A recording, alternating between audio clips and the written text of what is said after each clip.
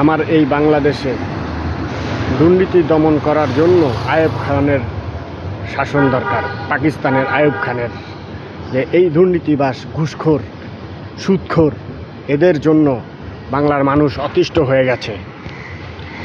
এখন বাংলার জমিনিতে আইয়ুব খানের শাসন দরকার, পাকিস্তানের আইয়ুব খানের শাসন দরকার। পাকিস্তানের আমলে আইয়ুব খানের নাম শুনছি যে ওনার আমলে,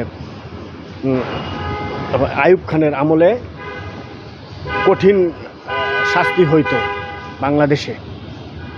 বাংলাদেশে এবং পাকিস্তানে, এবং বাংলাদেশে এখন পুনরায় পাকিস্তানের আইয়ুব খানের শাসন দরকার। দুর্নীতি দমন কমিশন, দুর্নীতিবাজ, ঘুষখোর, সুদখোর, এদেরকে শায়েস্তা করার জন্য বাংলাদেশে এই কঠিন আইন পাশ করা হোক। আমরা চাই সাধারণ মানুষ, বাংলাদেশের দেশপ্রেমিক, বাংলাদেশে এই দুর্নীতিবাজদের কোনো ঠাঁই যাতে না হয়। সাদা টাকা কালো করে, কালো টাকা সাদা করে, এটা আবার কিসের আইন? চুরি তো থাকলোই, চুরি তো হবেই, চুরি তো করবই। এই চুরি ঠেকাইতে হইলে কঠিন আইন দরকার, কঠিন আইন। আইনের কোনো বিকল্প নাই।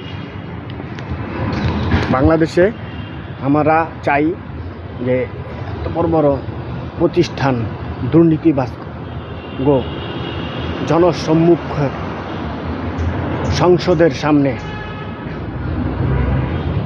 বিচার করা হোক।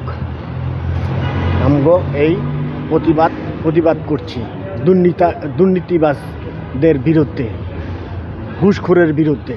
ঘুষখোর, দুর্নীতিবাজ বাংলাদেশের শত্রু, কঠিন শত্রু বাংলাদেশের।